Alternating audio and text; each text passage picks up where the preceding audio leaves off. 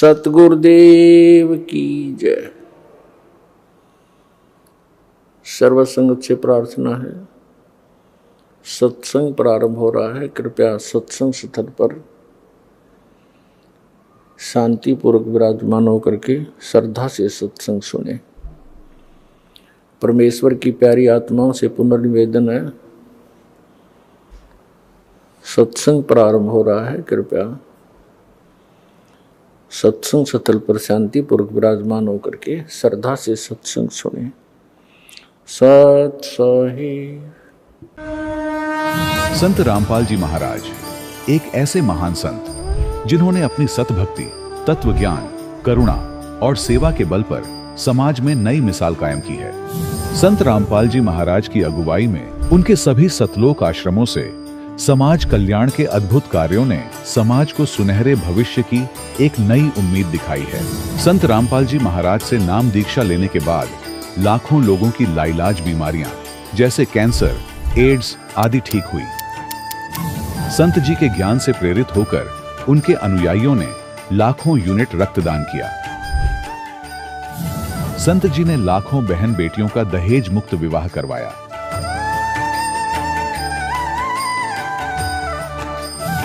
संत जी ने लाखों लोगों का नशा छुड़वाया, करोड़ों उजड़े परिवार बसे। संत जी के आश्रमों में समागम के दौरान निःशुल्क नेत्र चिकित्सा, दंत चिकित्सा प्रदान की जाती है। संत रामपाल जी महाराज द्वारा समय समय पर पर्यावरण संरक्षण के उद्देश्य से बड़े स्तर पर वृक्षारोपण किया जाता है। संत जी ने जरूरतमंदों को तत्काल राहत पहुंचाने के लिए एम्बुलेंस सेवा शुरू की। संत जी अपने अनुयायियों को देहदान के लिए प्रेरित करते हैं, जिससे मानवता की सेवा और चिकित्सा क्षेत्र में सुधार हो सके।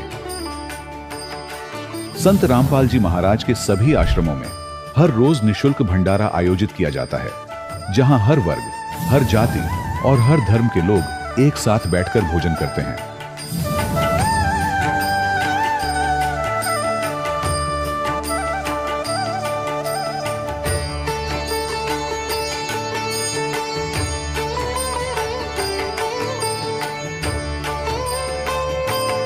संत रामपाल जी महाराज के आश्रम में हजारों बुजुर्गों को सम्मान और प्यार के साथ जीवन जीने का अवसर मिलता है। उनके खाने, रहने और स्वास्थ्य की पूरी जिम्मेदारी संत रामपाल जी महाराज उठाते हैं। अनाथ बच्चों के लिए संत रामपाल जी महाराज के सभी आश्रम किसी वरदान से कम नहीं। यहाँ उन्हें शिक्षा, संस्कार और भविष्य के लिए बेहतर अवसर प्रदान किए जाते हैं। चाहे बाढ़ हो, भूकंप या महामारी, संत रामपाल जी महाराज और उनके अनुयायी हमेशा ही जरूरतमंदों के लिए सबसे आगे खड़े रहते हैं। कोविड महामारी के दौरान संत रामपाल जी महाराज के आश्रमों से करोड़ों लोगों के लिए भोजन, दवाइयां और जीवन रक्षक सामग्रियां उपलब्ध कराई गई। चाहे गरीब की मदद हो या किसी शोषित और पीड़ित वर्ग के हक और सम्मान की लड़ाई, संत रामपाल जी महाराज ने हमेशा ही उनकी दबी आवाज को सरकारों तक पहुंचाया है और उन्हें उचित न्याय दिलवाने में अहम भूमिका अदा की है। समाज में आध्यात्मिक और सामाजिक मूल्यों के प्रति जागरूकता लाने में संत रामपाल जी महाराज हर कदम पर मानवता के सच्चे सेवक साबित हुए हैं।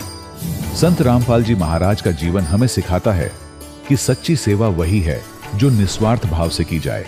आइए हम भी इस महान सेवा के कार्य में इस महान संत से जुड़ें और संत रामपाल जी महाराज से नाम दीक्षा लेकर अपने जीवन को धन्य बनाएं।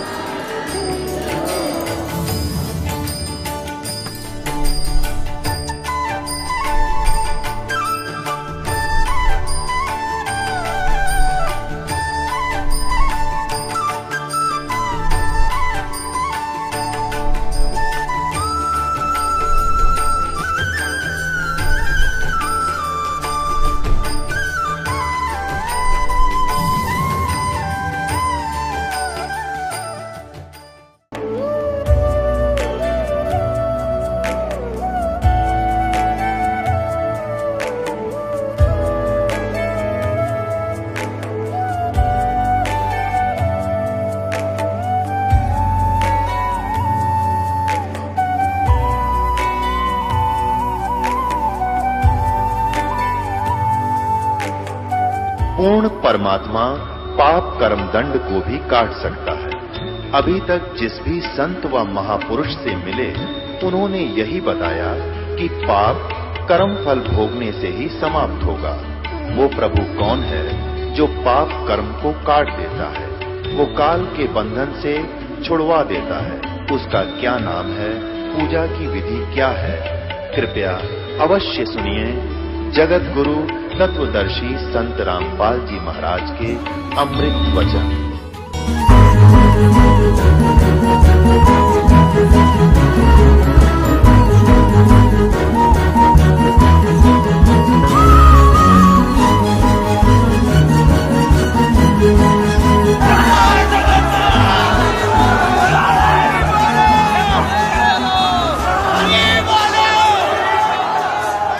नमस्ते दोस्तों, आज हम ले चलते हैं आपको उड़ीसा के पवित्र तीर्थ स्थल पुरी, उस अलौकिक जगन्नाथ रथ यात्रा के रंग बिरंगे और रहस्यमयी सफर पर। ये वो महापर्व है जो हर साल आषाढ़ शुक्ल द्वितीया से शुरू होकर लाखों श्रद्धालुओं के दिलों में भक्ति और उत्साह की लहरें जगा देता है। देश विदेश से लोग इस भव्य उत्सव का हिस्सा बनने पुरी पहुंचते हैं और भगवान जगन्नाथ, बलभद्र और सुभद्रा की रथ यात्रा का दर्शन कर अपने जीवन को धन्य करते हैं। सवाल नंबर 1, क्यों निकाली जाती है भगवान जगन्नाथ, बलभद्र और सुभद्रा की ये अलौकिक यात्रा? क्या इसके पीछे छिपी है कोई पौराणिक कथा, कोई आध्यात्मिक रहस्य, या फिर कोई ऐसा चमत्कार जो आज भी अनसुलझा है? लोक मान्यताओं की माने तो भगवान जगन्नाथ यानी श्री कृष्ण ठंडे पानी से स्नान करने के कारण बीमार पड़ जाते हैं। जी हां, कहते हैं कि उन्हें बुखार हो जाता है और 15 दिनों तक विश्राम कक्ष में उनकी विशेष देखभाल की जाती है, औषधियां दी जाती हैं। फिर आषाढ़ शुक्ल द्वितीया को वो अपने भाई बलभद्र और बहन सुभद्रा के साथ रथ पर सवार होकर नगर भ्रमण के लिए निकलते हैं। ये रथ यात्रा गुंडिचा मंदिर तक जाती है, जहां वो 7 दिन रुकते हैं, और तभी से ये परंपरा चली आ रही है। लेकिन रुकिए दोस्तों, क्या आपने कभी सोचा कि क्या भगवान श्री कृष्ण सचमुच ठंडे पानी से बीमार हो सकते हैं? और अगर हम पत्थर की मूर्तियों को ही भगवान मान लें, तो फिर हमारे पवित्र वेदों और श्रीमद् भगवद गीता का ज्ञान किस काम का? यह सवाल मन को झकझोरता है। क्या ऐसी परंपराएं जिनका शास्त्रों में कोई आधार नहीं, हमें सच्ची मुक्ति की राह दिखा सकती हैं? श्रीमद् भगवद गीता के अध्याय 16 श्लोक 23-24 में साफ लिखा है कि जो व्यक्ति शास्त्रों की विधि को छोड़कर मनमानी साधना करता है, उसे ना सुख मिलता है, ना शांति और ना ही मोक्ष। तो फिर सवाल उठता है, क्या रथ यात्रा, मूर्ति स्नान या उपवास जैसी क्रियाएं, जिनका गीता में कोई उल्लेख नहीं, हमें मुक्ति दिला सकती हैं? कुछ लोग कहते हैं, गीता में इन रीतियों को न करने का भी तो कोई प्रमाण नहीं। लेकिन दोस्तों, जब गीता साफ कहती है कि शास्त्र विरुद्ध साधना व्यर्थ है, तो क्या हमें अपनी परंपराओं पर पुनर्विचार नहीं करना चाहिए? लोक कथाएं कहती हैं कि भगवान जगन्नाथ नगर भ्रमण के लिए निकले थे और यही परंपरा रथ यात्रा बनी। लेकिन अगर हम शास्त्रों की रोशनी में देखें, तो क्या श्री कृष्ण ने कभी ऐसी रथ यात्रा की बात कही? आज हम शिक्षित हैं, हमारे पास वेद, गीता और पुराण हैं, तो क्यों ना हम इनका अध्ययन करें और विवेक से फैसला लें? क्या परंपराओं की बेड़ियों में जकड़े रहना सही है, या हमें सच्चे आध्यात्मिक ज्ञान की तलाश करनी चाहिए? सवाल नंबर 2, जगन्नाथ मंदिर का निर्माण आखिर किसने करवाया? इसके पीछे की सच्ची कहानी क्या है? दोस्तों, बात यहीं खत्म नहीं होती। जगन्नाथ मंदिर में भगवान जगन्नाथ, बलभद्र और सुभद्रा की मूर्तियां क्यों हैं अधूरी? इनके इस अनोखे स्वरूप के पीछे छिपा है कौन सा गुप्त राज? चलिए, इस सवाल के जवाब में इतिहास और आध्यात्मिकता की गलियों में चलते हैं और खोलते हैं जगन्नाथ मंदिर के उस रहस्य का पर्दा जो आपको हैरान कर देगा। दोस्तों, हमारे भारतीय इतिहास में कई ऐसे रहस्य हैं जो आज तक सुलझाए नहीं जा सके हैं। इनमें से एक ऐसा रहस्य है जो पूरे विश्व को हैरान कर रहा है, और वो है जगन्नाथ मंदिर का रहस्य। तो चलिए इस रहस्य को सुलझाने का प्रयास करते हैं। कहते हैं इतिहास को कभी मिटाया नहीं जा सकता। वो इतिहास ही है जो हजारों लाखों वर्षों में घटित हुई अतीत की घटनाओं को चलचित्र की तरह हमारे सामने रूबरू करा देता है। जगन्नाथ मंदिर भारत के ओडिशा राज्य में स्थित एक हिंदू मंदिर है। जगन्नाथ मंदिर को भारत के सबसे पवित्र मंदिरों में से एक माना जाता है। जगन्नाथ मंदिर के बारे में कई रहस्य हैं। एक रहस्य ये है कि मंदिर में स्थापित मूर्तियां अधूरी क्यों हैं? मंदिर का निर्माण कैसे हुआ? इस मंदिर में छुआछूत क्यों नहीं है? इन सभी रहस्यों को जानने के लिए देखते हैं सत्य घटनाओं पर आधारित ये 2D एनिमेशन वीडियो। ईश्वर की लीला अपरंपार है और स्वयं पूर्ण परमेश्वर इस मंदिर के निर्माण में किस प्रकार शामिल रहे हैं, ये बात आज तक आमजन के लिए रहस्य ही रखी गई। आइए उस सत्य से रूबरू होते हैं और जानते हैं आखिर कैसे बना उड़ीसा के तत्कालीन राजा इंद्रदमन, जो कि बहुत धार्मिक प्रवृत्ति के थे और श्री कृष्ण जी की इष्टतम रूप में पूजा किया करते थे। एक रात जब राजा इंद्रदमन आराम फरमा रहे थे, तब श्री कृष्ण जी उनके स्वप्न में आकर दर्शन देते हैं और उनसे कहते हैं,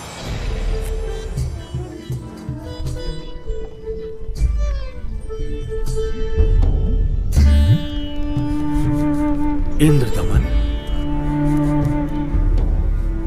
हे प्रभु, आप? हे इंद्रदमन, मेरी मृत्यु के उपरांत जिस संदूक में मेरी अस्थियां विसर्जित की गई थी, वो काष्ठ का संदूक पानी में बहता हुआ तेरे राज्य में पुरी में समुद्र किनारे आ लगा है। मैं चाहता हूं कि तुम मेरे आदेश से उस संदूक को उसी स्थान पर रखकर उसके ऊपर मंदिर यादगार रूप में बनवा दो, जिसका नाम जगन्नाथ होगा। और उस मंदिर में एक विप्र रख देना जो श्रद्धालुओं को पवित्र गीता के अनुसार ज्ञान प्रचार करेगा। याद रहे, इस मंदिर में ना तो कोई मूर्ति होनी चाहिए और ना ही कोई पाखंड। जैसा आपका आदेश महाराज, किंतु भगवान कृपा करके मुझे वो स्थान दिखा दीजिए जहां मंदिर का निर्माण किया जाना है। ठीक है वत्स, मैं तुम्हें वहां ले चलता हूं।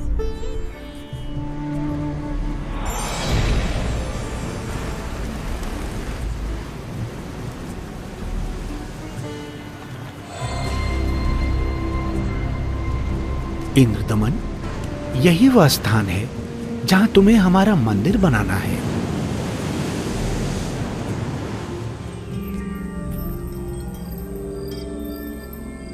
भोर होते ही राजा इंद्रदमन ये बात अपनी पत्नी को बताते हैं। फिर उसके बाद मेरी आंख खुल गई। स्वामी, इस शुभ कार्य में देरी कैसी? सर्व संपत्ति उन्हीं की दी हुई है, उन्हीं को अर्पित करने में क्या सोचना। राजा इंद्रदमन तुरंत अपने मंत्रियों की सभा बुलाते हैं और मंदिर बनाने के लिए राज्य के सबसे कुशल कारीगरों को इकट्ठा किया जाता है, जिसके बाद सभी पुरी नामक स्थान पर पहुंच जाते हैं जहां वो संदूक तैर रहा था। उसे निकलवाकर जमीन खोदकर संदूक दबा देते हैं।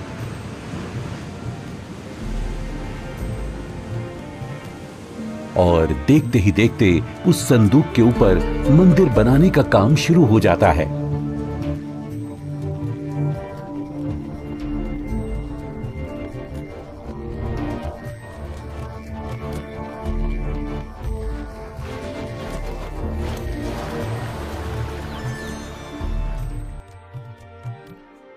महाराज की जय हो।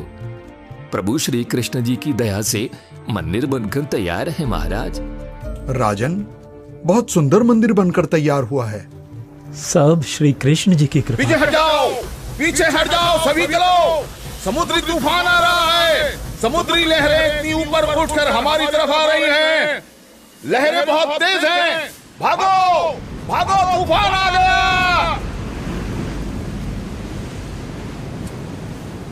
राजन, ये लहरें तो बहुत ऊंची हैं। हमें अतिशीघ्र यहाँ से निकलना होगा।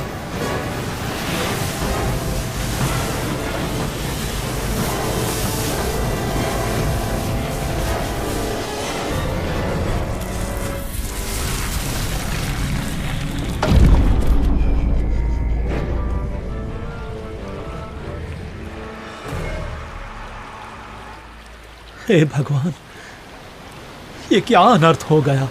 समुद्र की लहरों ने मंदिर को तहस नहस कर दिया है महाराज। जगन्नाथ मंदिर के तैयार होते ही समुद्री लहरों का आना और मंदिर को अपने आगोश में समा लेना, ये घटना सिर्फ एक बार नहीं अपितु 5 बार घटित होती है।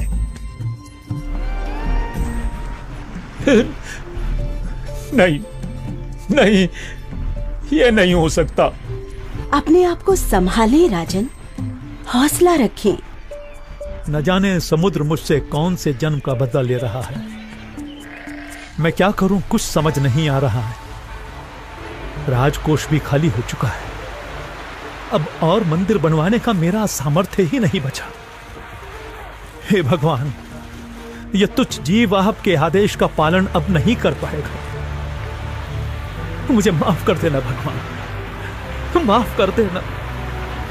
राजा के 100 यत्न करने के बावजूद मंदिर नहीं बन रहा था। तब काल ब्रह्म से हुए वचन के मुताबिक सर्व सृष्टि के रचनाहार, सभी आत्माओं के जनक, दुखहर्ता कबीर प्रभु अपने निज धाम सतलोक से आकर वहां प्रकट होते हैं और एक संत रूप में राजा के दरबार में पहुंच जाते हैं।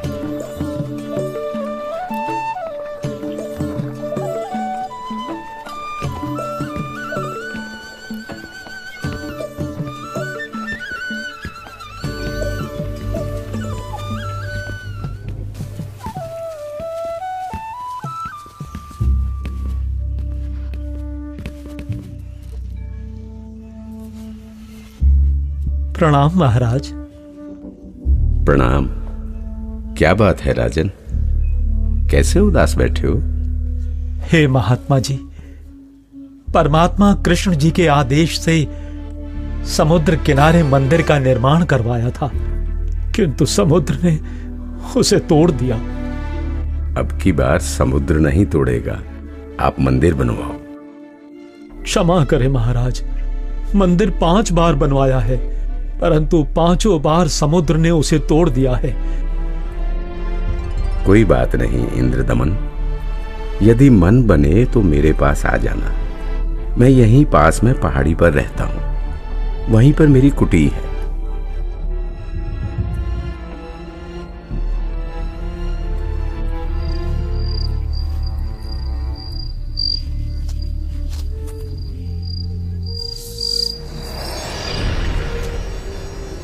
इंद्रदमन, एक बार फिर मंदिर बनवा दे।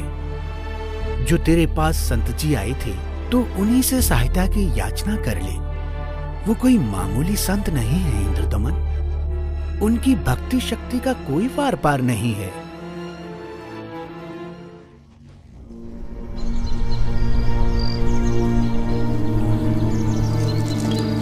क्या हुआ महाराज? अभी अभी भगवान श्री कृष्ण जी ने दर्शन देकर मंदिर फिर से बनवाने को कहा है। अच्छा। और बताया है कि जो संत समुद्र को रोकने की बात कर रहे थे वो बहुत शक्ति युक्त हैं। मुझे उन्हीं के पास जाकर प्रार्थना करनी चाहिए। प्रभु कह रहे हैं तो आप मत चूको महाराज, प्रभु का मंदिर फिर बनवा दो।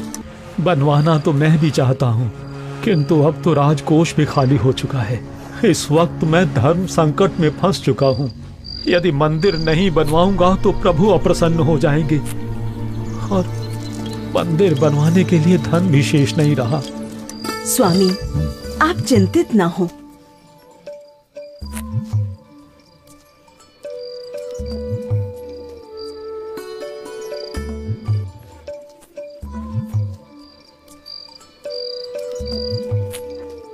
मेरे पास आभूषणों की कोई कमी नहीं है। किंतु रानी, आपके आभूषण। अभी उसकी चिंता आप ना करें राजन। आपका और मेरा दुख एक ही है, दो नहीं है। आप संकट में हैं, मैं इन आभूषणों का क्या करूंगी? आप बस भगवान के आदेश के अनुसार मंदिर निर्माण का कार्य पुनः प्रारंभ करवाएं। स्वामी, ये आभूषण भी भगवान के ही दिए हुए हैं और भगवान के आदेश का पालन करने में इनका सहयोग लेना मैं अपना सौभाग्य समझूंगी। जी। सुबह उठते ही राजा इंद्रदमन अपने महामंत्री को बुलाकर भगवान श्री कृष्ण जी के आदेश के बारे में बताते हैं। आप जाइए और मंदिर कार्य पुनः प्रारंभ कराने की तैयारी करें।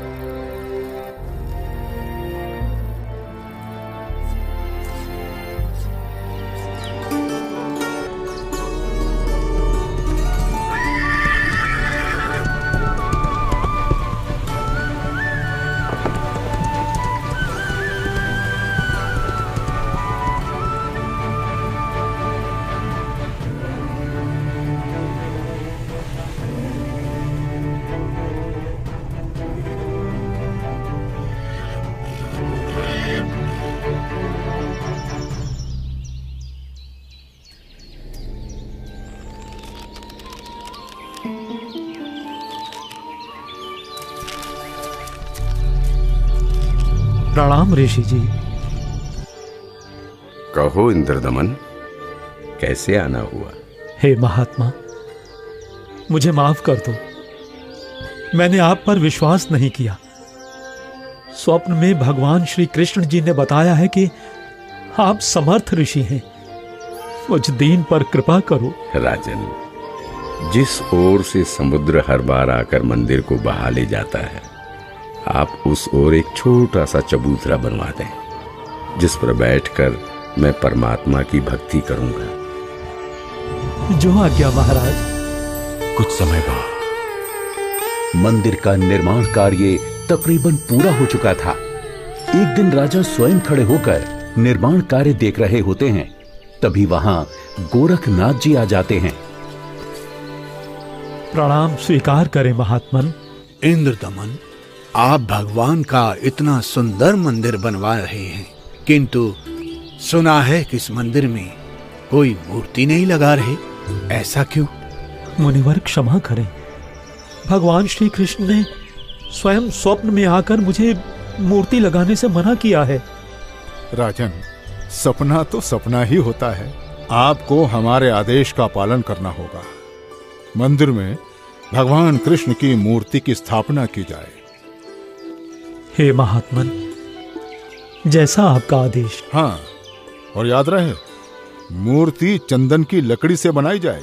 राजा ने अपने मंत्रियों को बुलाया और विचार विमर्श करने के बाद अन्य संतों से कहा कि राजन, अकेले भगवान का मन कैसे लगेगा? मंदिर में भगवान श्री कृष्ण जी के साथ साथ बलराम और सुभद्रा की मूर्ति भी स्थापित की जाए। राजा ने मूर्ति बनाने के लिए एक कुशल कारीगर ढूंढने की बात कही। मंत्रियों ने 3 कुशल कारीगरों को बुलाकर मूर्तियां बनवाना शुरू कर दिया। अब एक तरफ मंदिर तो दूसरी तरफ मूर्तियां बनाने का काम चल रहा होता है, किंतु कुछ समय बाद पता चलता है कि जिस तरह मंदिर बार बार टूट रहा था, अब इस प्रकार मूर्तियों के भी अपने आप टुकड़े टुकड़े होने लगते हैं। और ऐसा 3 बार होता है, जिसे देख राजा इंद्रदमन बहुत चिंतित हो जाते हैं, किंतु भगवान से भक्त का दुख देखा नहीं जाता। इसलिए एक दिन जब राजा अपने दरबार में बैठे होते हैं और पूरा दरबार बिल्कुल शांत होता है, सबके सब इसी चिंता में होते हैं कि करें तो क्या करें। तभी वहां पूर्ण परमात्मा कबीर देव, एक वृद्ध कारीगर यानी शिल्पकार का रूप धारण करके प्रकट हो जाते हैं।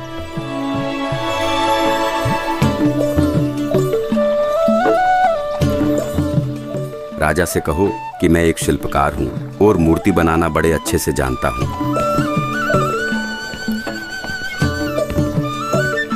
महाराज की जय हो। महाराज, बाहर एक वृद्ध व्यक्ति आया है और अपने आप को मूर्तिकार बता रहा है। आपसे मिलना चाहता है महाराज। अवश्य, उनको अवश्य आने दिया जाए। जो आदेश महाराज।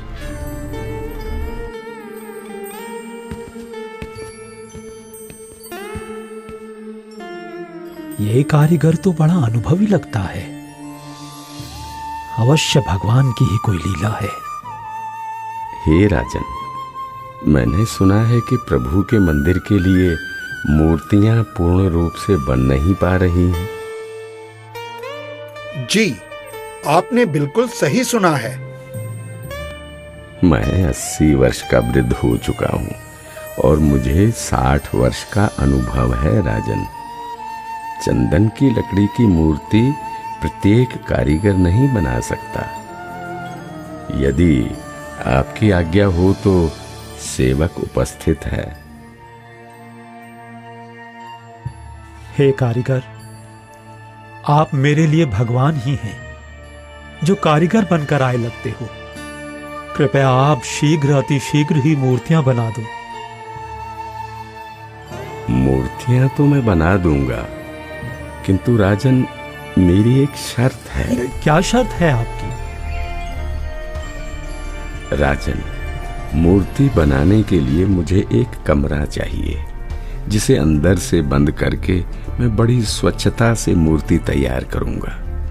और जब मूर्तियां तैयार हो जाएंगी तो मैं स्वयं दरवाजा खोलूंगा। ठीक है। एक बात और राजन, यदि किसी ने मेरे बाहर आने से पहले दरवाजे को खोलने का प्रयास किया तो मूर्तियां फिर पूरी बन नहीं पाएंगी। वो जितनी बनी होंगी उसी हालत में आपको मिलेंगी और फिर उन्हें पूर्ण कर पाना संभव नहीं होगा राजन।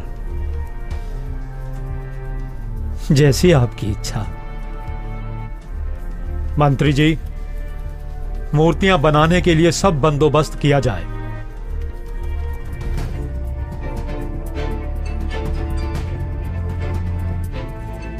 प्रणाम महात्मा जी। इंद्रदमन, मूर्तियां बनवाई क्या? आपकी आज्ञा का पालन पूर्ण रूप से किया गया है महात्मा जी, परंतु मेरा दुर्भाग्य है कि मूर्तियां बन नहीं पा रही हैं। बनते बनते ही सबके टुकड़े टुकड़े हो जाते हैं। मूर्तियां अवश्य बनवानी है राजन, अब बनवाओ। मैं देखता हूं कैसे टूटती है मूर्ति। हे नाथ जी, प्रयत्न किया जा रहा है। प्रभु का भेजा एक अनुभवी कारीगर बंद कमरे में मूर्तियां बना रहा है। राजा इंद्रदमन नाथ जी को सारी स्थिति से अवगत करवाते हैं और कारीगर की शर्त के बारे में भी बताते हैं, किंतु महात्मा नहीं मानते। वो मूर्तियां देखने की जिद करने लगते हैं और राजा के मना करने के बावजूद भी उस कमरे के सामने पहुंच जाते हैं जहां मूर्ति बनाने का काम चल रहा होता है।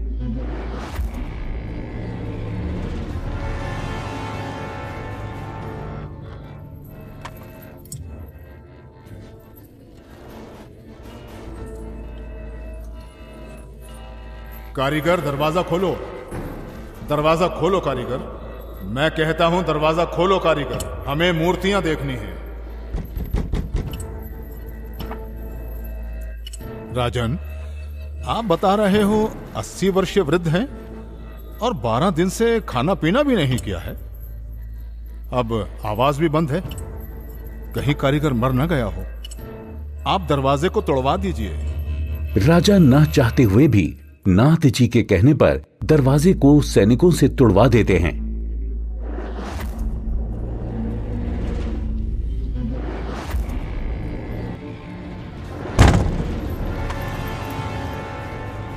दरवाजा खुलने पर अंदर कोई कारीगर नहीं मिलता। वहां श्री कृष्ण, बलराम और सुभद्रा जी की 3 मूर्तियां रखी होती हैं, परंतु उन मूर्तियों के हाथ और पैर के पंजे नहीं बन पाए थे। ये देखकर सभी चौंक जाते हैं। हे भगवान, वो बुजुर्ग कारीगर तो यहाँ है ही नहीं।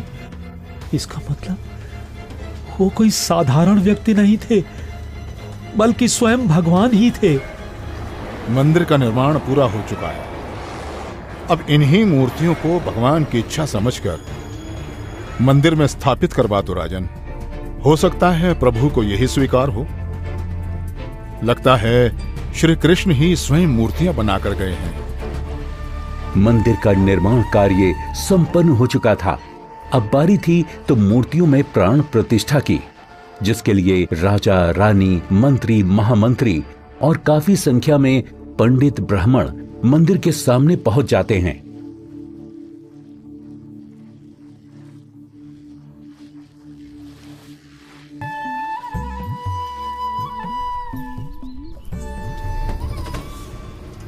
रे दुर्बुद्धि शूद्र, अपवित्र! देखता नहीं मंदिर का द्वार अपवित्र कर दिया तूने। ये क्या शूद्र कैसे बन गई? भगवान ये कैसे हो गया? ये कैसे हो गया भगवान? कैसे हो गया?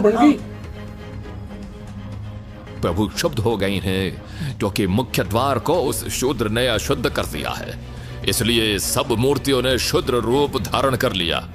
बहुत बड़ा अनिष्ट हो गया राजन।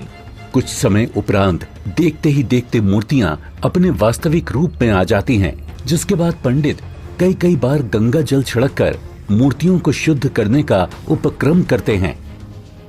मूर्ति स्थापना के कुछ दिन बाद अचानक समुद्री तूफान आ जाता है और समुद्री लहरें लगभग 40 फीट ऊंची उठकर बहुत तेज वेग में मंदिर की ओर चल पड़ती हैं। सभी आपस में बातें करने लगते हैं। लगता है अब की बार भी समुद्र मंदिर को नष्ट कर देगा। अरे ये क्या, संत जी अभी भी वहीं पर बैठे हैं? अरे कोई उठाओ उनको वहां से। सभी चिल्लाते हैं, हट जाओ वहां से, पीछे हट जाओ, समुद्री तूफान आ रहा है। हट जाओ वहां से पीछे आ जाओ, महात्मा जी पीछे आ जाओ। अरे अरे अरे अरे अरे ये क्या हो गया? ये क्या हो गया? ये क्या हो गया? अरे क्या हो गया? महात्मा जी ने पानी को वहीं पर रोक दिया है राजन। लगता है अब की बार मंदिर बच जाएगा। महात्मा अवश्य ही कोई परम शक्ति युक्त है।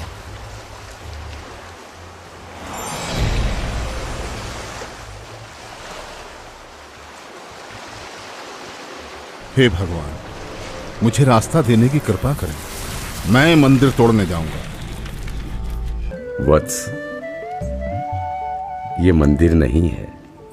यहाँ पाखंड पूजा नहीं होगी, बल्कि गीता का ज्ञान सुनाया जाएगा। ये तो आश्रम है। आप जैसे बलवान को शोभा नहीं देता कि इसको विध्वंस करें। लेकिन मैं इसे अवश्य तोड़ूंगा, चाहे कुछ भी हो। अगर ऐसा है तो जाइए समुद्रदेव, तोड़िए।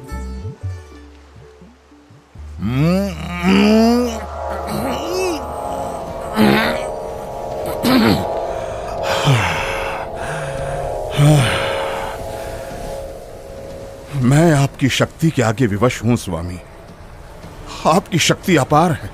आप मुझे रास्ता देने की कृपा करें प्रभु। मैंने राजा इंद्रदमन को मंदिर की रक्षा का वचन दिया है। मैं मार्ग से नहीं हट सकता समुद्रदेव।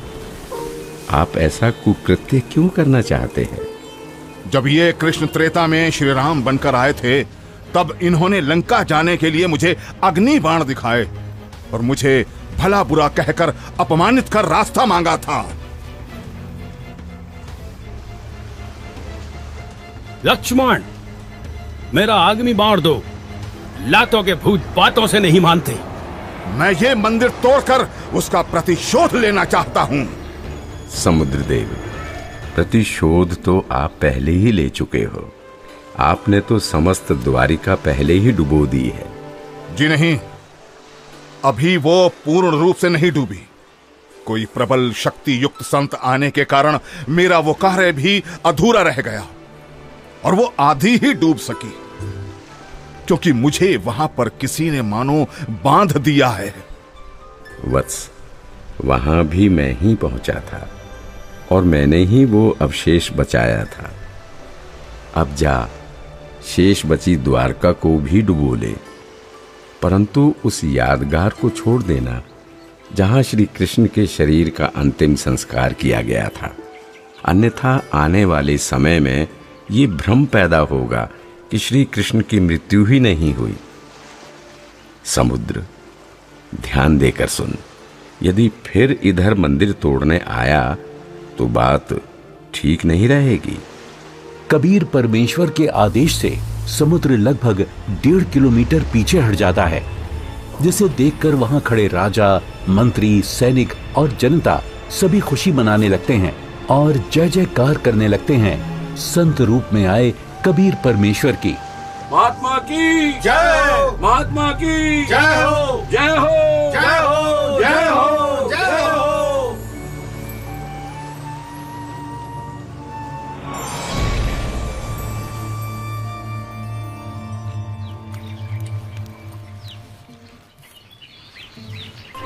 पंडित जी, सब कुछ करके देख लिया, आपका कुष्ठ रोग तो बढ़ता ही जा रहा है। भगवान, परमेश्वर, ये क्या हो गया? हे प्रभु, कष्ट हरो महाराज, क्षमा करो महाराज। पता नहीं मुझे किस पाप का प्रायश्चित करना पड़ रहा है। गलती क्षमा करो प्रभु, गलती क्षमा करो।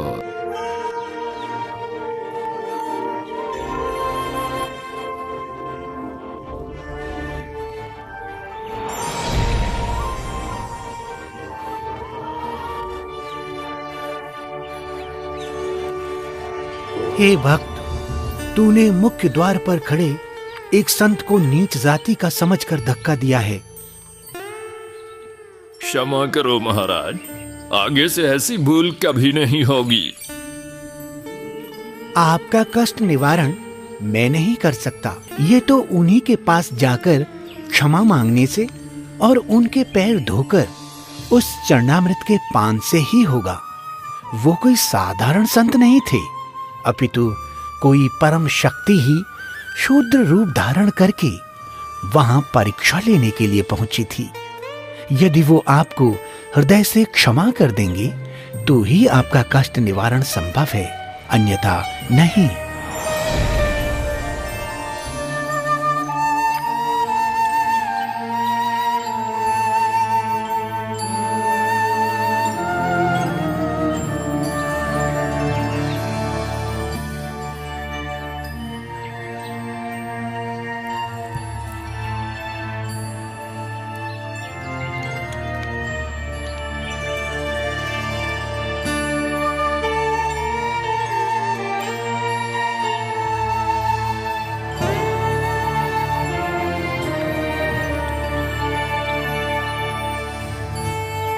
सुना है कि पंडित जी ने प्राण प्रतिष्ठा वाले दिन जिसको धक्के मारकर मंदिर से बाहर गिराया था, भगवान श्री कृष्ण ने दर्शन देकर उन्हीं से माफी मांगने को कहा है। अच्छा, हाँ, मुनि की खोज सभी कर रहे हैं ताकि पंडित जी का कोढ़ का रोग ठीक हो सके। आसपास के पूरे क्षेत्र में घूमने के बाद भी जब परमेश्वर का वो शूद्र रूप कहीं दिखाई नहीं दिया, तब वापस मंदिर जाते समय पंडित जी मन ही मन भगवान से प्रार्थना करते हैं, प्रभु प्रभु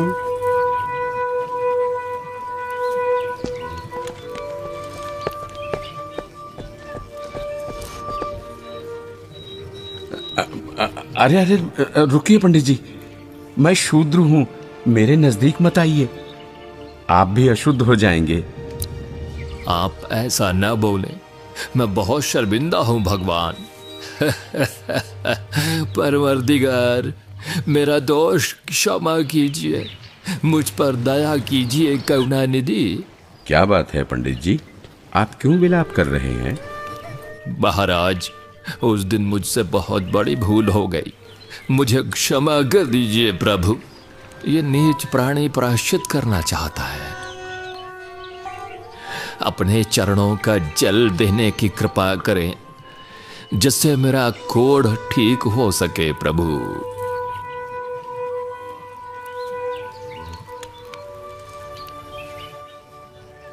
हे ब्राह्मण, इसे 40 दिन तक पीना तथा जल में डालकर स्नान करना।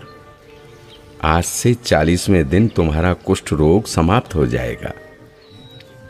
अब से भविष्य में इस जगन्नाथ मंदिर में किसी ने भी छुआछूत की तो उसकी भी यही दशा होगी, दंड का भागी होगा।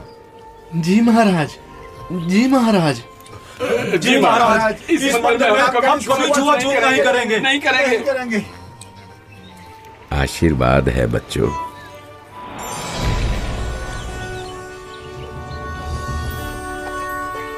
कहते हैं, जगत का पेख न पेख्या, धनी का नाम न लेखिया। कोई कहता है कि मंदिर श्री कृष्ण जी ने बनवाया, तो कोई कहता है कि जगन्नाथ भगवान ने बनाया, लेकिन जो करने वाला था उसका कहीं नाम नहीं। खैर, वो परमात्मा अपने आप में ही पूर्ण है, वो किसी महिमा का मोहताज नहीं। तो आपने देखा कि किस प्रकार परमेश्वर कबीर देव जी ने संत रूप में प्रकट होकर समुद्र को रोककर जगन्नाथ मंदिर की स्थापना करवाई, कारीगर रूप में अवतरित होकर मूर्तियां बनाई और क्षुद्र रूप बनाकर मंदिर से छुआछूत जैसी बुराई को हमेशा हमेशा के लिए खत्म कर दिया। समर्थ का कार्य समर्थ ही कर सकता है। तो ये थी कहानी पुरी के जगन्नाथ मंदिर की, जिसे कबीर प्रभु ने बनवाया और हर वर्ग हर जाति के लोगों को समान अधिकार दिलवाया। सवाल नंबर 3। काशी में बैठे बैठे कबीर जी ने उड़ीसा के जगन्नाथ मंदिर में एक पांडे के पैर को जलने से कैसे बचाया? चलिए इस रहस्यमयी कहानी में गोता लगाते हैं और जानते हैं उस सत्य कथा को जो आपको कबीर जी की महानता पर विश्वास करने के लिए मजबूर कर देगी।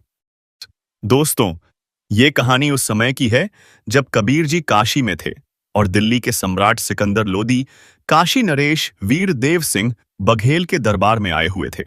एक दिन शाम को परमेश्वर कबीर जी अपने शिष्य संत रविदास जी के साथ राजा वीर देव सिंह के दरबार में पहुंचे।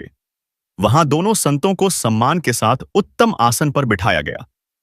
कुछ देर सत्संग और चर्चा के बाद अचानक कबीर जी अपने कमंडल से अपने पैर पर जल डालने लगे। ये देखकर सिकंदर लोदी और वीरदेव सिंह हैरान हो गए। उन्होंने पूछा, महात्मा जी, आप अपने पैर पर पानी क्यों डाल रहे हैं? कबीर जी ने शांत स्वर में जवाब दिया, जगन्नाथपुरी के मंदिर में एक पुजारी राम सहाय पांडा खिचड़ी प्रसाद उतार रहा था। उबलती गर्म खिचड़ी गलती से उसके पैर पर गिर गई, जिससे वो चीख उठा और अचेत हो गया। मैंने कमंडल का जल डालकर उसके पैर को जलने से बचाया है। यह सुनकर दोनों राजा अवाक रह गए। काशी से पुरी सैकड़ों किलोमीटर दूर है, ऐसा कैसे संभव है? इस घटना की सच्चाई जानने के लिए राजा ने तुरंत 2 सिपाहियों को ऊंटों पर सवार होकर पुरी भेजा। 10 दिन बाद सिपाही जगन्नाथ मंदिर पहुंचे और राम सहाय पांडे से मिले। उन्होंने पूछा, क्या तुम्हारा पैर गर्म खिचड़ी से जला था? राम सहाय और वहां मौजूद अन्य पंडितों ने सारी घटना बताई। उन्होंने कहा, हाँ, मैं खिचड़ी प्रसाद उतार रहा था, तभी गर्म खिचड़ी मेरे पैर पर गिर गई। मेरी चीख निकल गई थी और बहुत से लोग इकट्ठा हो गए थे। उसी वक्त कबीर जी, जो रोज मंदिर में सत्संग करने आते हैं, वहां मौजूद थे। उन्होंने अपने कमंडल से ठंडा जल मेरे पैर पर डाला और मुझे तुरंत राहत मिली। अगर वे जल न डाले होते तो मेरा पैर बुरी तरह जल जाता। सिपाहियों ने पूछा, कौन कबीर? राम सहाय ने जवाब दिया, काशी वाला जुलाहा कबीर। वो रोज यहां आते हैं, सत्संग करते हैं और भक्तों का उद्धार करते हैं। सिपाहियों ने सारे प्रमाण लिखे, पंडितों से दस्तखत और अंगूठे के निशान लिए और वापस काशी लौट आए। दरबार में सारी सच्चाई सुनकर राजा सिकंदर लोदी और वीरदेव सिंह कबीर जी की कुटिया पर गए, उन्हें दंडवत प्रणाम किया और अपने अविश्वास के लिए क्षमा मांगी। उन्होंने कहा, महात्मा जी, हमें विश्वास नहीं था कि आप काशी में बैठे बैठे पुरी में किसी की जान बचा सकते हैं। आप वही परमेश्वर हैं जो 7वें आसमान पर बैठकर लीला करते हैं और नर रूप में धरती पर आए हैं। दोस्तों, ये चमत्कारी घटना कबीर जी के उस अविनाशी स्वरूप को दर्शाती है जो शास्त्रों में पूर्ण परमात्मा के रूप में वर्णित है। ऋग्वेद मंडल 9 सूक्त 96 मंत्र 18 में कहा गया है कि पूर्ण परमात्मा कबीरदेव सशरीर प्रकट होकर अपने भक्तों का उद्धार करते हैं। यह घटना सिद्ध करती है कि कबीर जी कोई साधारण संत नहीं, बल्कि स्वयं परमेश्वर थे, जो काशी से पुरी तक अपने भक्तों की रक्षा करते थे और आज भी करते हैं, क्योंकि वही वास्तव में जगन्नाथ हैं। हालांकि लोग श्री विष्णु जी उर्फ श्री कृष्ण को जगन्नाथ मानते हैं, जबकि श्री विष्णु जी तो एक ब्रह्मांड के 3 लोक, स्वर्ग, पृथ्वी और पाताल के सद्गुण विभाग के प्रभु हैं। जबकि जगन्नाथ शब्द का अर्थ होता है संसार का स्वामी, ब्रह्मांड का मालिक। तो इसका मतलब श्री कृष्ण यानी श्री विष्णु जी सर्व ब्रह्मांडों स्वामी तो हुए नहीं।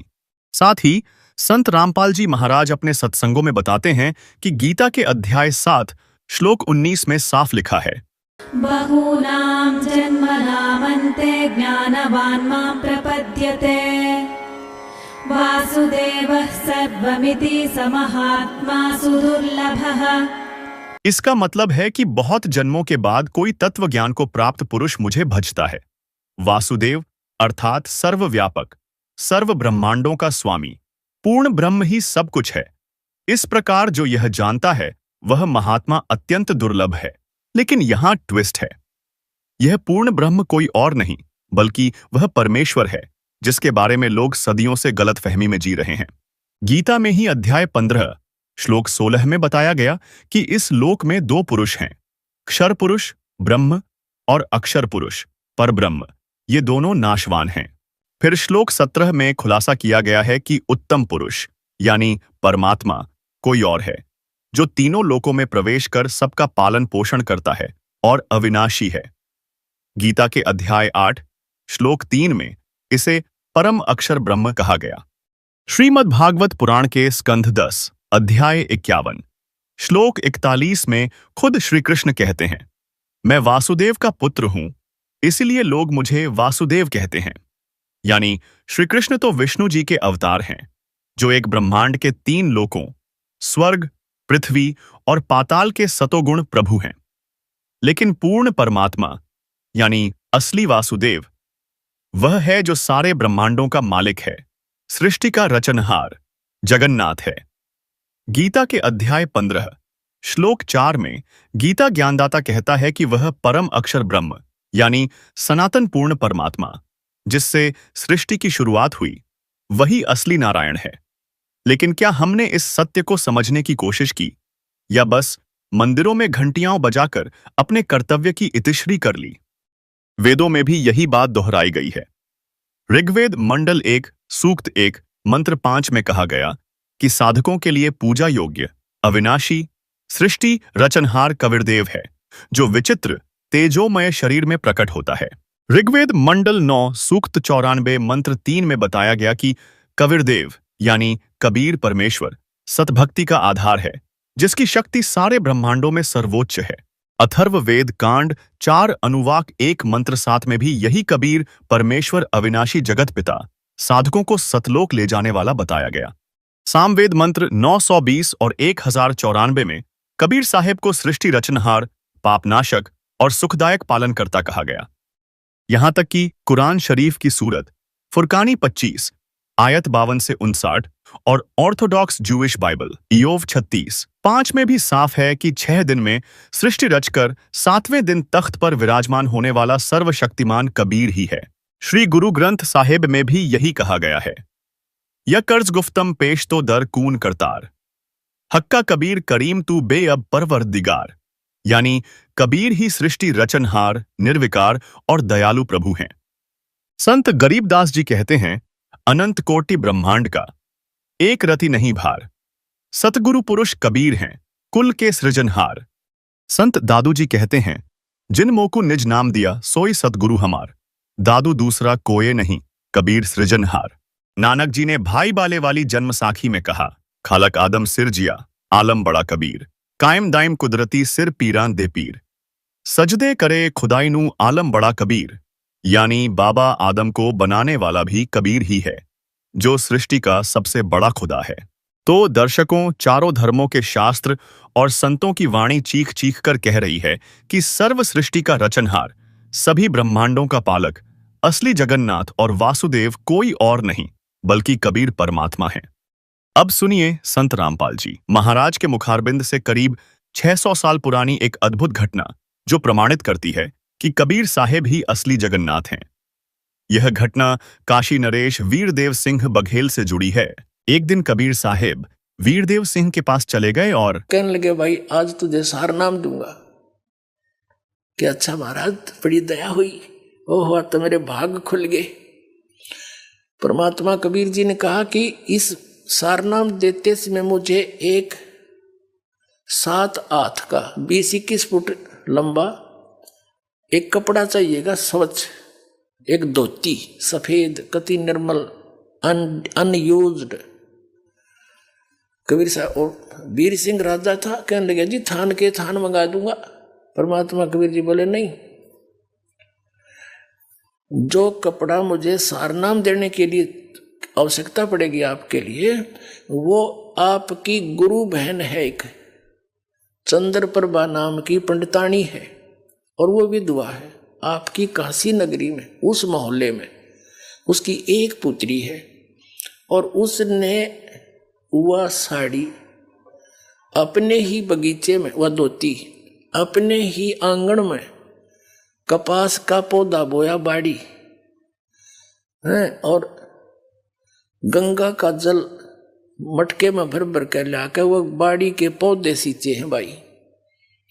और उससे जब वह बाड़ी खिली, कपास खिली, नरमा, तो उससे चुग के आप पे कात्या, आप पे लोड्या और आप पे सूत बना के अपने हाथ से खड्डी से नहा धो के सोच वो कपड़ा एक धोती तैयार कर रखी है, वह धोती ले आ तू, तब तुझे सारना मिलेगा, नहीं तो नाम वो मिले कोई। अब वीर सिंह बघेल ने संदेशा भिजवाया, उस स्थान खोजा कहाँ सी रहती है मेरी गुरु बहन, यानी कबीर साहब की शिष्या थी वो। अब वहाँ पता लगा, सैनिकों ने आके बता दिया ऐसे ऐसे वो बहन वहाँ पर रहती है, हमने पता कर लिया उनके घर का। राजा ने कहा कि उनको संदेशा दो कि मैं उनसे मिलना चाहता हूँ अपनी गुरु बहन से। अब सैनिकों ने जाके बता दिया कि बहन ऐसे ऐसे वीर सिंह जी आपसे मिलने आ रहे हैं, आपके गुरु भाई हैं। उसको पता था इस बात का कि वो है तो गुरु भाई, पर राजा का दिमाग तो राजा के हिसाब से, और मेरे पास आ रहा है, कोई कुबद ना कर दे भगवान, हे प्रभु मेरी रक्षा करियो, कोई मन में खोट लेकर ना आ रहा हो। नहीं, राजा तो राजी खुशी तो आया नहीं करे गरीब के घर में। अब उसने आने से पहले आसन लगा दिया, जैसा भी उसका घर पे था, बढ़िया कपड़े बिछा दिए, दूध गर्म करके ठंडा करके पीने योग्य तैयार कर रखा खातिर अपने आओ भगत के लिए, और उसको बुलाया। अब आ गया, जो बैठ के प्रणाम हुए, सत्साई भाई सत्साई बहन बैठ कर नरेश उसके चारपाई पे, और बोलो जी दूध पी लो भाई। राजा बोला बहन दूध पीछे पीऊंगा तेरा मैं, पहले मेरी अर्ज स्वीकार कर। बोल भाई मैं कंगाल, आप राजा, मुझ गरीब के पास क्या देने को है आपके लिए, क्यों शर्मिंदा करते हो मुझे? कि नहीं बहन, आज मैं भिखारी बन के आया हूँ और आज मुझे सारनाम मिलेगा, गुरुजी ने रजा बख्शनी है, और उस सारनाम के लिए मुझे एक धोती चाहिए जो तेरे पास है, साफ धोती सुथरी बनी वह साड़ी। वह बहन बोली जी मेरे पास तो गणिये धोती है, दे दूंगी कोई बात नहीं, अकना वो धोती चाहिए जो आपने अपने आंगन में और कपास बो कर भी बाड़ी बो करके उसको चुन के और आप बनाया है सारा कुछ, वह धोती चाहिए। गुरुजी ने बताई आपके पास है? कहा भाई है, पर वह मैं दूं कौन तेरे थे? वह मैंने अपने भगवान जगन्नाथ के लिए बना रखी है, जगन्नाथपुरी में मंदिर में चढ़ा आऊंगी मैं, और तेरे तना दूं भाई। मेरे एक एक आंसू और प्यार का तार उसमें भर रखा भगवान के नाम का। अब उसने सोचा छोरी लड़की ने तो बड़ी बात अड़ा दी भाई, आज मेरा भाग्योदय होना था, सार नाम मिलना था, और देख किसी कर्म फूटे मेरे। उसने कहा बहन तेरे लिए मैं और जितने तू कहेगी ना उतने तो पैसे दे दूंगा, और तेरे तो हाथ की चीज है तो फिर बना लिए, मेरा भाग्योदय हुआ नहीं, मुझे सार नाम नहीं मिलेगा। न्यू बोली भाई या ना दूं कति, जन्यू कह तेरी नगरी त्याग दूं, ईब लेकर अपनी बच्ची ने चली जाऊंगी, पर यह धोती नहीं दूंगी मैं तेरे को, या मेरे भगवान के लिए मैंने बना रखी। जब उसने देखा कि सारे प्रयत्न विफल हो गए और उठ कर चल पड़ा, बहन मेरा दुर्भाग्य है, मेरे भाग में नहीं है ये नाम। देख कैसी कंडीशन अटगी, मुझे नीच के आ गए, अब मुंह लटका के आ गया वापस। परमात्मा को पता था, घर पे बैठे थे उनके। वीरदेव सिंह बघेल से पूछा कि भाई लाया वो धोती? कि महाराज मेरा दुर्भाग्य है, उस बहन ने वो धोती देने से मना कर दिया। परमात्मा ने कहा क्यों मना कर दिया, क्या कारण है? कि उस बहन ने बताया है कि वह धोती उसने, वो साड़ी भगवान जगन्नाथ के लिए बना रखी है, और कोनू कह रही है कि मैं भगवान जगन्नाथ के मंदिर में या धोती चढ़ा के आऊंगी, इसने मैं दूं नहीं किसी को भी। वैसे तो यहाँ तक कह दिया था उस बहन ने कि तू राजा है, मैं गरीब हूँ, भाई जबरदस्ती तो ले जा सकता है, लेकिन मैं अपनी इच्छा तो नहीं दे सकती तेरे से। तो कहने लगा बहन ऐसी गलती मैं नहीं कर सकता, क्यों, मुझे भी ज्ञान हो गया है, मैं तो प्रार्थना करने आया था। तो कहने लगे भगवान मैंने सारा कुछ कह दिया उसने, पर वह मानी नहीं। मेरा दुर्भाग्य है, आपने ऐसी शर्त रख दी और मैं कर्महीन इंसान हूँ, मैं कर्महीन इंसान हूँ, मुझे सार नाम मिला नहीं, मेरा मोक्ष नहीं हो सकता। नो बैठ के रोने लग गया। तब परमात्मा ने कहा भाई चलो मैं अपनी कंडीशन कुछ लूज करता हूँ, एक काम कर दे, वो बहन कब जाएगी वहां जगन्नाथ के मंदिर में धोती चढ़ाने के लिए, उससे ये पता करवा ले और तू इतनी मदद कर दे उसकी, उसके साथ सैनिक भेज दे, पहरेदार बॉडीगार्ड। वो कह रही थी वहां जाएगी रास्ते में कोई उकचुक ना हो जाए, बेटी की जात है, और जब वह धोती जगन्नाथ का चढ़ा कर वापस आ जाएगी ना ठीक ठाक सकुशल, फिर मैं तुझे बगैर धोती का इनाम दे दूंगा सारना। अब उसकी तो खुशी की आशा की चिराग फिर जल गया। अखे भगवान जो आपकी आज्ञा, अपनी बहन को वहां रथ में पालकियों में भिजवा दूंगा, सैकड़ों सैनिक भेज दूंगा, सकुशल जाएगी, सकुशल आ जाएगी। उसने संदेशा भेजा और पता करवाया बहन कब जाएगी, पता करके आओ। सारा कुछ बता के सैनिकों से कह दिया कि जाके कह दो जब वो जाए मुझे बताए, और हम उसके साथ बॉडी गार्ड करेंगे, रथ साथ भेज दूंगा अपनी बहन के, और मुझे नाम मिलेगा जब वो धोती चढ़ाकर वापस सकुशल आ जाएगी। अब उस चंद्र प्रभा को जब ये पता चला, उसने तो ये सोचा था राजा घर पर जाके सोचा करे, और मैंने यह खूब मना कर दिया, ये मेरे को सजा तो जरूर देगा। तो वह डर गई कि वापस आगे सैनिक अवश्य कोई आदेश लेकर आए होंगे, कोई बात नहीं, भगवान के लिए चाहे कुछ भी देश भी छोड़ कर जाना पड़े मैं चली जाऊंगी, यहाँ तक वह सोच रही। तब उसने सुना कि सैनिकों ने बताया बहन ऐसे ऐसे कहा राजा ने, आप कब जाओगे। गुरुजी ने उनकी शर्त लूज कर दी है, ढीली कर दी है, सरल कर दी है कि तू आप वहां जाकर धोती चढ़ाकर वापस आ जाएगी ना सकुशल, राजा आपको सुरक्षा देगा, तो राजा को नाम मिल जाएगा सार नाम। आपसे ये पूछ रहे हैं आप कब जाओगे, हमें बताना, आपको पालकियों में लेकर चलेंगे, रथ में बैठा ले चलेंगे, खाने का प्रबंध साथ करके चलेगा राजा। वह कहने लगी भाई ना रथ में बैठूं ना पालकी में बैठूं, मैं तो पैदल जाऊंगी और सिर पर अपनी वादर के ले जाऊंगी धोती भगवान की। ठीक है तुमने मेरे साथ चलना है, राजा के आदेश से बेसिक चल पड़ी। वह लड़की चली गई, राजा ने सैनिक भेज दिए, सख्त हिदायत दे दी थी कि इस लड़की को कोई उकचुक ना हो जा, मेरी जिंदगी और मौत का सवाल है। सैनिक समझदार से भेजे, बुजुर्ग से समझदार से सारे डाल के, और रास्ते का सारा सामान खाने पीने का साथ बांध दिया, सबका लंगर। अब जब वो बहन पहुंची जगन्नाथपुरी में, भगवान जगन्नाथ यानी श्री विष्णु जी के चरणों में वह धोती समर्पित करने के लिए नहा धो के धोती रख के सिर पे आदर से, और पहुंच गई उस जगन्नाथ के मूर्ति के सामने, और साथ में सैनिक कदे कोई उकचुक हो जाए न तो कर सख्त हिदायत थी। अब उस लड़की ने वह आदर से धोती उतार के एक थाली में रखी हुई थी और जगन्नाथ की मूर्ति के चरणों में रखकर कहा कि हे भगवान इस दासी की तुच्छ भेंट स्वीकार करिए, आपके लिए एक भेंट लाई हूं। वो धोती वहां से उठी उस थाली में थे और बाहर आंगन में आकर पड़ गई।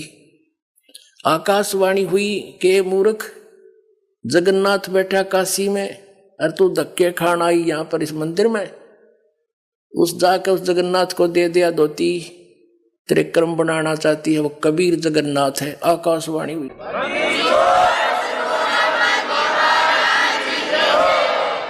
वो है जगत का स्वामी, कुल का मालिक है, और उसने छोड़ के तुम्हारी यहाँ आई इस पत्थर पे माथा टेकन, ले जा इसको, मुझे स्वीकार्य नहीं है। अब वो तो वहीं से लगी थी रोने, उठा कर धोती फिर सिर पर रख ली, वहीं से लगी थी रोने, हे भगवान मैं किसी नीच हूं। अब परमात्मा ने एक तीर से 2 शिकार करे। हम इसे अनजान थे उस समय, हम कबीर साहब को तो एक गुरु और संत मान्या करते, और जगन्नाथ को भगवान श्री विष्णु जी को गुरु कबीर साहब और भगवान हो जगन्नाथ। अरे फुटे बाग मारे।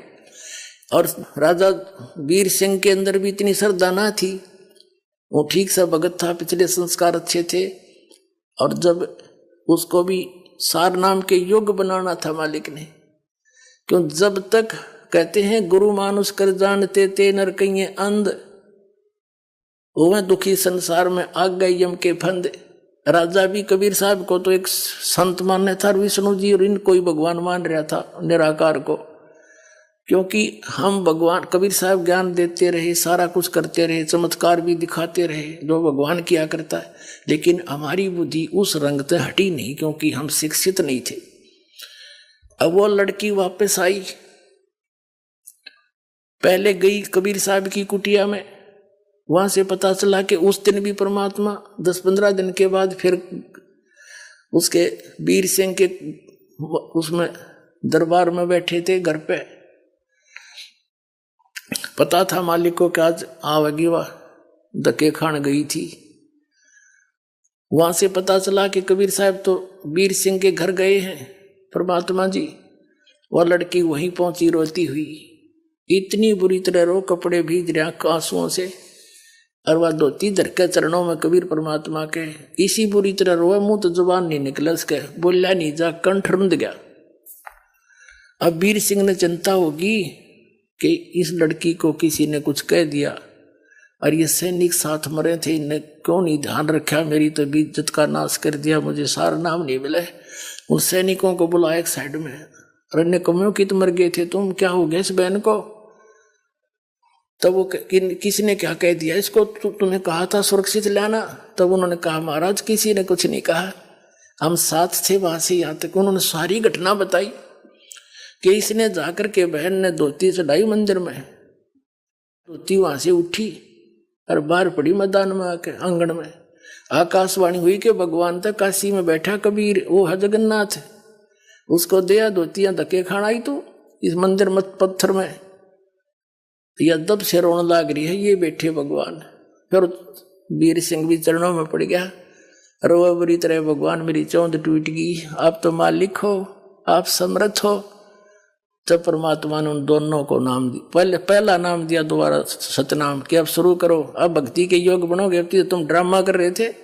उस दिन से फिर उन दोनों को नए सिरे से नाम दिया, सतनाम दिया, फिर सार नाम दिया, उनका कल्याण किया अपना आत्माओं। तो यही प्रोसीजर है पूरे कंप्लीट कोर्स का, जो दास आज आपको देता है वो गॉड गिवन कबीर साहब का दिया हुआ, कल्याण करवा लो, समय है। बोलो सतगुरुदेव की जय हो। दोस्तों, जब हम शास्त्रों के पन्ने पलटते हैं तो सच्चाई साफ सामने आती है। गीता प्रेस गोरखपुर से प्रकाशित संक्षिप्त गरुड़ पुराण धर्मकांड प्रेतकल्प अध्याय 38 पृष्ठ 565 और श्रीमद् भागवत महापुराण स्कंध 3 अध्याय 29 श्लोक 21-22 तथा स्कंध 10 अध्याय 84 श्लोक 11-13 में साफ लिखा है, जो व्यक्ति मिट्टी, पत्थर या लकड़ी की मूर्तियों को ही इष्ट देव मानता है, वो मनुष्य होने के बावजूद पशुओं में भी नीच, गधे के समान है। रुकिए दोस्तों, ये कोई और नहीं, हमारे अपने हिंदू धर्म के पुराण कह रहे हैं। तो अब बताइए, मूर्ति पूजा करना अंधविश्वास नहीं तो और क्या है? संत रामपाल जी महाराज ने तो बस यही सत्य समझाया है, और वो भी इतने सरल तरीके से। वो कहते हैं, जैसे आम के फल की मूर्ति देखने से हमें आम का ज्ञान तो मिल सकता है, लेकिन उसका स्वाद और गुण तो आम खाने से ही मिलते हैं। आम की मूर्ति या तस्वीर बुरी नहीं, लेकिन उससे वो लाभ नहीं मिल सकता जो असली आम खाने से मिलता है। ठीक उसी तरह अगर आप किसी देव के गुणों से प्रभावित होकर उनसे लाभ चाहते हैं, तो उनकी मूर्ति या तस्वीर बुरी नहीं, लेकिन उस मूर्ति से वो लाभ नहीं मिलेगा जो सच्ची भक्ति से मिलता है। और सच्ची भक्ति की विधि क्या है? वो शास्त्रों में लिखी है। शास्त्रानुकूल साधना से ही भक्ति का धन संग्रह होगा, जिससे हमें परमात्मा का सच्चा लाभ यानी मोक्ष प्राप्त होगा, मूर्ति पूजा से नहीं। यही कारण है कि जगन्नाथ रथ यात्रा या मूर्ति पूजा से कोई आध्यात्मिक लाभ नहीं मिलेगा। असली जगन्नाथ यानी कबीर परमेश्वर की शास्त्रानुकूल भक्ति ही हमें सत्य और मुक्ति की राह दिखा सकती है। और इस सत्य को हमें संत रामपाल जी महाराज अपने सत्संगों में बड़े ही सरल और तथ्यपूर्ण तरीके से समझाते हैं।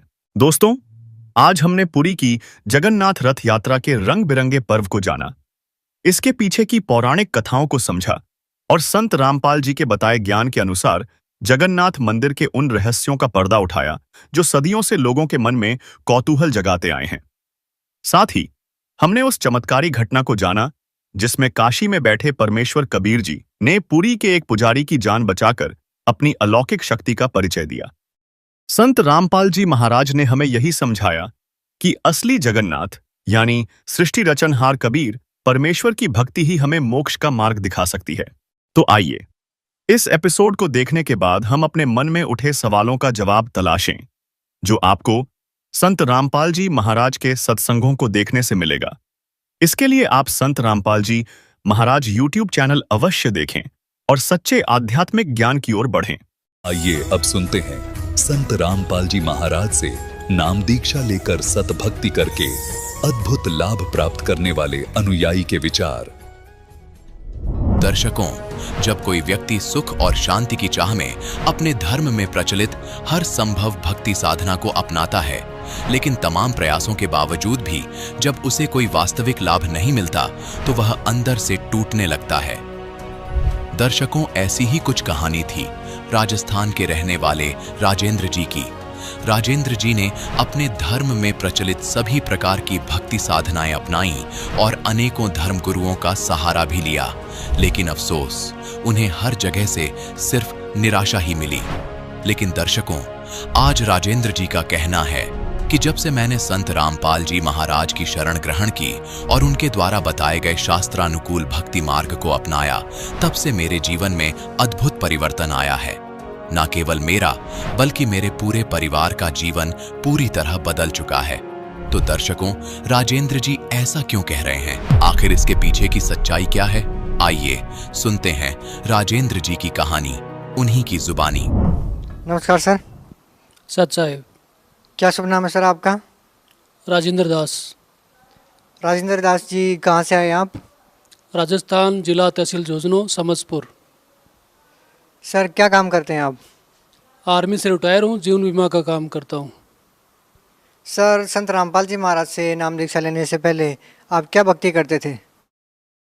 मैं रुणीचा स्थित बाबा रामदेव जी महाराज की भक्ति करता था और हरियाणा जिला हिसार के ही हमारे महाराज जी थे। हमारे गांव के पास में उन्होंने आके मंदिर बनाया, आश्रम बनाया। मैं और मेरे 5-6 मित्र वहीं सेवा करते थे। भगत राजू राम जी शर्मा थे, आर्यनगर जिला हिसार हरियाणा के, और वो ही बाबा रामदेव जी महाराज के पुजारी थे। उन्होंने हमारे को सबको इकट्ठा करके, एकत्रित करके, चंदा करके मंदिर बनवाया हमारी ही धरती पर, और फिर उन्होंने साधना बताई। वो साधना हम सभी लोग करते थे। लगभग हमारी संख्या 100-125 के आसपास थी जो उस साधना में लगे रहते थे। सर, संत रामपाल जी महाराज से नाम दीक्षा लेने से पहले जो साधना करते थे उससे आपको क्या लाभ मिला? बिल्कुल भी लाभ नहीं हुआ जी। आर्थिक और शारीरिक बहुत ज़्यादा नुकसान हुआ और हम सभी लोग अत्यधिक दुखी थे और दुखी हो गए, क्योंकि उस साधना के अंदर सिवाय जहरीली साधना की कुछ भी नहीं था। उन्होंने अपनी साधना में अनिवार्य कर रखा था कि हुक्का पीना अर्थात धूम्रपान करना एवं चाय का अत्यधिक सेवन करना, पूरी रात्रि जागना। 3:30 बजे सवेरे से पहले कोई भी सेवक भगत सो नहीं सकता था। वो पूरी रात जागते थे और हमें भी 4-5 की बारी बारी उनकी ड्यूटी में रहना पड़ता था और वो साधना निराधार थी। हम बहुत दुखी थे। सर, संत रामपाल जी महाराज की शरण में कैसे आए आप? हरियाणा जिला हिसार में मेरे मित्र है संजय सिंह बिश्नोई और खानक के सरदार पूर्ण सिंह जी। उन्होंने मेरे से 2 महीने पहले ही सतगुरु जी रामपाल जी महाराज से नाम उपदेश लिया था उन्होंने उस साधना के बारे में मेरे को सिर्फ फ़ोन पर बताया। तो मैं इतना दुखी था कि हरियाणा का तो नाम मत लेना और हिसार का विशेषकर मत लेना, हरियाणा के किसी भी बाबा जी पर मैं विश्वास नहीं करूँगा। उन्होंने कहा आप एक बार आइए देखिए। मैं नहीं माना जी। 2-3 महीने वो सारी बातचीत मेरे साथ फ़ोन पर करते रहे। काफ़ी लंबी लंबी बातें हमारी फ़ोन पर होती थी, ज्ञान चर्चा भी किया करते थे। उन्होंने मेरे पास में ज्ञान गंगा नाम की पुस्तक भेजी जिसे मैं नहीं पढ़ सका। मैं सच बोला, पुस्तक मैंने रख दी।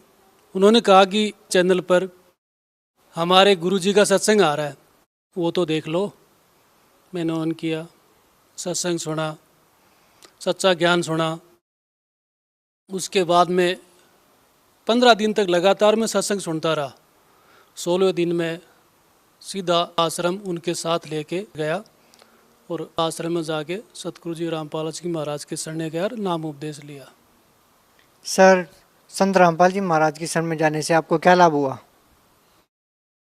सबसे पहले तो मैं विभिन्न प्रकार के जो नशा करता था, 3 साल जो नशे की लत मुझे लग गई थी, उससे मेरा परिवार बहुत दुखी था और मेरा वैवाहिक जीवन भी टूटने के कगार पर था। परिवार, रिश्तेदार मुझसे बहुत दुखी थे।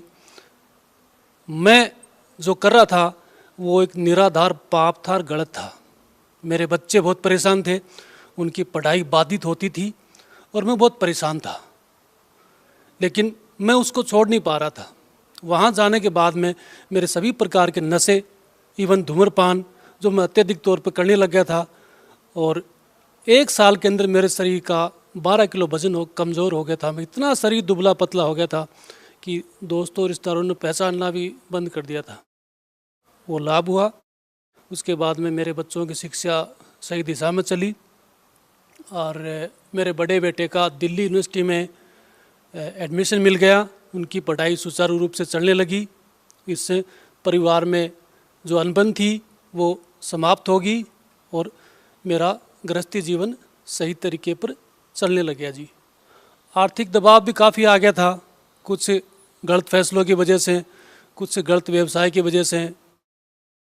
एक मेरे मित्र हैं, उनके साथ मेरा काफ़ी लाखों का लेन देन था, वो उस चीज़ को नकार चुके थे।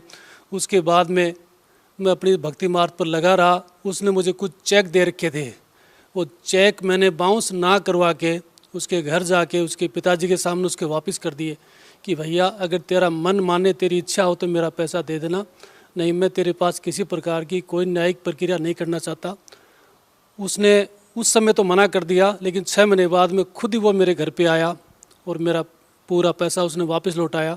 मैंने हाथ जोड़ के कहा कि मेरा मूल धन जो तुझे दिया वो वापस कर दे, मैं ब्याज नहीं लूँगा। बोले क्यों?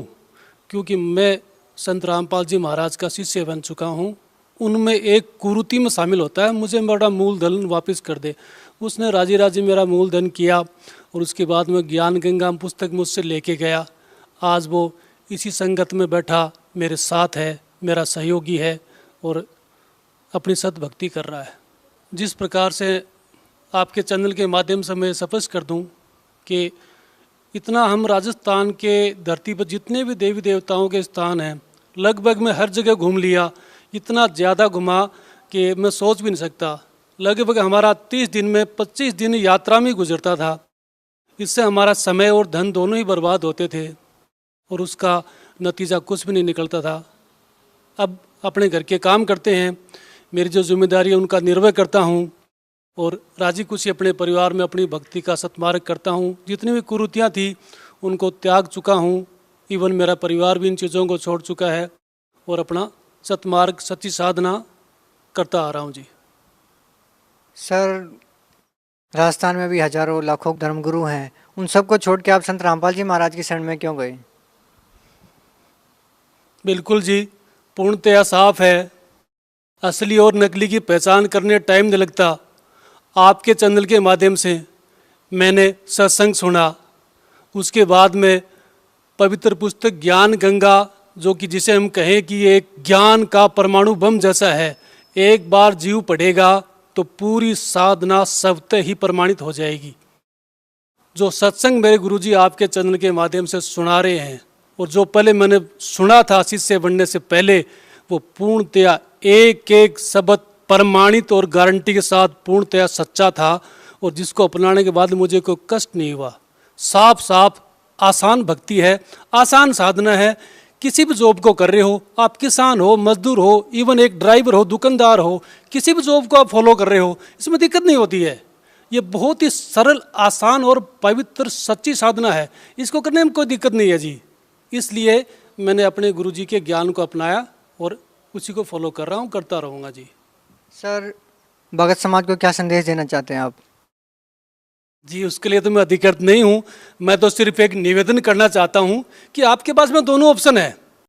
हमारे दादे परदादा, हमारे पूर्वज इस साधना को करते आ रहे हैं। कितनी पीढ़ियाँ बीत गई, कितना वर्ष बीत गया, फिर भी हम नहीं सुधरे। चलो कोई बात नहीं, अज्ञानता का कारण है, लेकिन चैनल वो अज्ञानता का पर्दा हटा रहा है। तो आप सभी से निवेदन है कि कुछ समय इस सच्चे ज्ञान को और प्रमाणित ज्ञान को देखें और अपनाएं। यही सत्य है। उस साधना को छोड़ें और इसको अपना के देखें। आप अगर आपको इसमें कोई झूठ लगे, कोई फरेब लगे तो कृपया छोड़ दीजिएगा, लेकिन आप इसको सुनें और अपनाएं जरूर। इसको पूरा शास्त्रों के आधार पर प्रमाणित ज्ञान है। सभी जीव से दास निवेदन करेगा कि जगत गुरु संत रामपाल जी महाराज के शरण में आएं, अपना कल्याण कराएं और नियमानुसार भक्ति करें और सच्ची साधना कर अपना मोक्ष कराएं। बहुत बहुत धन्यवाद सर आपका। सत साहिब।